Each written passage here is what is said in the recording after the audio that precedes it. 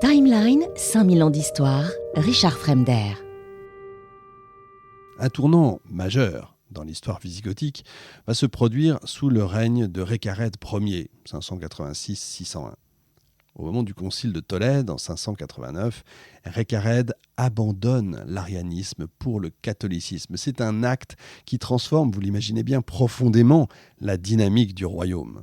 En renonçant à l'arianisme, il cherche en fait à unir véritablement, concrètement, les Visigoths et les Romains sous une même foi, renforçant la légitimité de son règne et consolidant le pouvoir du roi. Alors cette conversion au catholicisme a là aussi, comme pour Clovis, des implications profondes. Elle permet tout simplement d'établir une alliance solide avec l'Église catholique qui devient un acteur majeur dans la vie politique et sociale du royaume. Les conciles de Tolède deviennent des institutions clés pour la législation, la régulation des affaires religieuses et politiques, permettant aux Visigoths de s'intégrer davantage dans le monde chrétien d'Occident. La conversion au catholicisme entraîne également une montée en puissance, encore une fois, de l'Église dans le royaume, qui devient le garant de l'unité et de la stabilité. On va retrouver les conciles de Tolède au Moyen-Âge. Les évêques, en tant que leaders spirituels et politiques, jouent un rôle clé dans la gouvernance et la gestion des conflits internes. La christianisation du royaume wisigoth marque donc un moment clé dans l'histoire de l'Espagne, on va dire des Espagnes, favorisant, parce qu'il y a des petits royaumes qui vont arriver, alors là pour l'instant c'est l'Espagne, favorisant la construction d'une identité chrétienne forte qui va perdurer malgré les invasions musulmanes qui viendront après. Alors malgré ces succès, le royaume wisigoth est également marqué par des luttes de pouvoir internes, faut pas croire, et des tensions ethniques. Après la mort de Récarède, la succession est souvent contestée, ce qui conduit à des conflits internes. La division entre factions, arianistes, il en reste bien sûr, catholiques, va créer des fractures au sein du royaume. En 711, l'invasion musulmane, dirigée par Tariq ibn Zayed, marque la fin du royaume wisigoth. Après la défaite à la bataille de Guadalete, la plupart des territoires wisigoths tombent rapidement aux mains des forces musulmanes. Cette conquête entraîne la dislocation du royaume et la fin d'une époque véritablement. Malgré tout, l'héritage wisigoth continue quand même d'influencer l'histoire de l'Espagne. Leurs lois, leurs institutions et leur culture jettent les bases de l'identité espagnole médiévale et leur période de règne reste une référence dans l'histoire de l'Espagne chrétienne. Les Visigoths, par leur capacité à intégrer les traditions romaines, à créer des structures juridiques et à établir une relation avec l'Église catholique, ont laissé une empreinte indélébile sur l'histoire de l'Occident.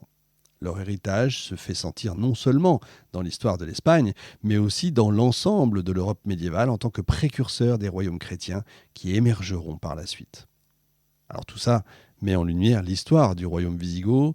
J'insiste sur l'installation en Gaule, leur expansion, leur établissement en péninsule ibérique et leur conversion au catholicisme et l'héritage.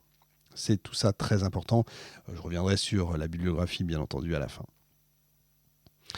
Le royaume ostrogoth, c'est un pont, si vous voulez, entre l'Antiquité et le Moyen-Âge. Après la chute de l'Empire romain d'Occident en 476, date officielle, le royaume ostrogoth joue un rôle déterminant dans la préservation et la transformation de l'héritage romain en Italie. Fondé par Théodoric le Grand, ce royaume est unique dans son ambition de combiner en fait les traditions gothiques avec les institutions romaines, créant comme ça un modèle hybride qui va tenter de maintenir l'Italie dans une certaine continuité avec son passé impérial, tout en introduisant des éléments quand même germaniques. Les Ostrogoths sont une branche des Goths, là encore, issue des steppes d'Europe orientale, qui ont longtemps été en contact avec l'Empire romain. Après avoir été soumis à la domination des Huns, ils vont se libérer sous la conduite de Théodoric, qui rapidement devient une figure charismatique et stratégique. Élevé à la cour de Constantinople, Théodoric va acquérir une éducation romaine, ce qui influence profondément sa vision politique et sa manière de gouverner. La chute de l'Empire romain d'Occident en 476 est marquée par la déposition, je le disais tout à l'heure, du dernier empereur Romulus Augustule par le chef barbare Odoacre qui gouverne alors l'Italie au nom de l'Empire d'Occident. Malgré tout, Odoacre est perçu comme une menace par l'empereur d'Orient Zénon qui décide de soutenir Théodoric dans sa conquête de l'Italie. En 493, après avoir vaincu Odoacre, Théodoric prend le contrôle donc de l'Italie et établit le royaume ostrogoth avec Ravenne comme capitale. Son règne, on l'appelle Théodoric le Grand, jusqu'en 526, est souvent considéré comme l'âge d'or du royaume ostrogoth. Bien que ce soit un roi barbare, il se considère tout simplement comme l'héritier des traditions romaines et il gouverne l'Italie en maintenant une administration fortement inspirée des pratiques impériales. La double administration, c'est l'un des aspects les plus remarquables du règne de Théodoric et son habileté à gérer deux communautés distinctes. Les Ostrogoths d'un côté et les Romains évidemment de l'autre. Il instaure une forme de gouvernance où chaque peuple, ça c'est fort quand même, conserve ses lois et ses coutumes. Les Ostrogoths, qui forment l'élite militaire, suivent les lois germaniques, tandis que les Romains continuent à vivre sous le régime du droit romain. Cette bipartition légale permet de maintenir une certaine harmonie entre les deux populations, même si les tensions subsistent évidemment en raison des différences culturelles et religieuses. Si vous voulez, c'est un peu ce qu'on appellerait aujourd'hui le multiculturalisme. Par opposition, donc multiculturalisme un peu à l'anglo-saxonne qu'on connaîtrait aujourd'hui, les États-Unis, l'Angleterre, par opposition à ce qu'on connaît plutôt en France, ou ce qu'on connaissait, on va dire, plutôt en France, c'est-à-dire tout le monde pareil. Je fais simple et je fais une synthèse. La préservation des infrastructures romaines est importante pour Théodoric qui veille à la restauration et à l'entretien des infrastructures romaines en Italie, notamment les routes, les aqueducs et les bâtiments publics. Les routes, il a compris pourquoi, c'est important, sinon on ne peut pas se déplacer, notamment pour l'armée. Les aqueducs, sinon il n'y a pas d'eau, et les bâtiments publics, sinon il n'y a pas d'administration.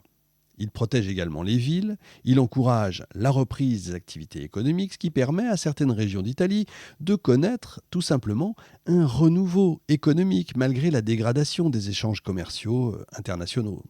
Puisque c'est une époque un peu, non pas de décadence, mais c'est une époque, vous avez compris, qui bouge un peu. Ravenne, sa capitale, est embellie par de nombreux projets architecturaux qui reflètent la grandeur de l'époque impériale, tout en intégrant des éléments gothiques par-ci par-là dans la conception des monuments. Protéger la culture romaine, c'est aussi très important pour lui. Il s'entoure de conseillers romains, parmi lesquels, je le disais tout à l'heure, Boès, Cassiodore, deux érudits très importants. Boès, c'est un philosophe, un homme d'État, chargé notamment de traduire les œuvres philosophiques grecques en latin, assurant comme ça la transmission importante du savoir antique à l'Europe médiévale. Cassiodore, quant à lui, joue un rôle central dans l'administration du royaume. Il fonde plus tard un monastère qui devient un centre de préservation des manuscrits antiques. Ces efforts vont tout simplement permettre de maintenir un lien direct avec la tradition intellectuelle romaine et de transmettre cet héritage aux générations futures. Le royaume ostrogoth, sous Théodoric, est un véritable modèle de coexistence entre culture germanique et romaine. Alors, ça ne veut pas dire qu'il n'y a pas de temps en temps des tensions, bien entendu, même si les Ostrogoths restent une minorité militaire dans une Italie que vous imaginez largement peuplée de Romains, Théodoric réussit à maintenir une paix relative en protégeant les intérêts des deux groupes. Sa politique de tolérance religieuse est également notable, même si les Ostrogoths sont arianistes, ariens, donc ils croient en une version du christianisme jugée encore une fois hérétique par l'Église catholique. Je reviendrai en détail. Théodoric permet aux catholiques de pratiquer librement leur foi et maintient de bonnes relations avec le clergé catholique en Italie. Cette tolérance religieuse, c'est une stratégie politique qui est très habile parce qu'elle évite les conflits religieux qui avaient marqué d'autres royaumes barbares. Le royaume wisigoth, par exemple, dont j'ai parlé tout à l'heure, avant sa conversion au catholicisme. Malgré tout, et malgré cette relative stabilité, les différences religieuses entre les deux vont créer des tensions sous-jacentes qui finalement fragiliseront le royaume à long terme.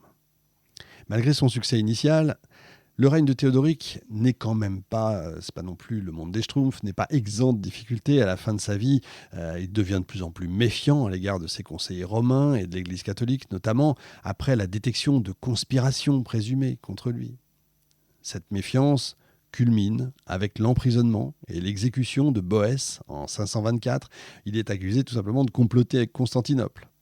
Cet acte va ternir l'image de Théodoric comme protecteur évidemment de la culture romaine et va affaiblir son autorité tout simplement auprès de la population romaine.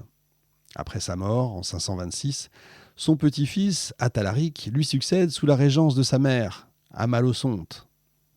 Malgré tout, Athalaric meurt prématurément en 534. La régence d'Amalosonte, même si elle est intelligente, diplomate, ne parvient pas à empêcher la montée des conflits internes. Les divisions au sein de l'élite ostrogoth ou ostrogothique, comme vous voulez, combinées aux tensions religieuses entre Romains et Ostrogoths, affaiblissent le royaume. Timeline, 5000 ans d'histoire, Richard Fremder.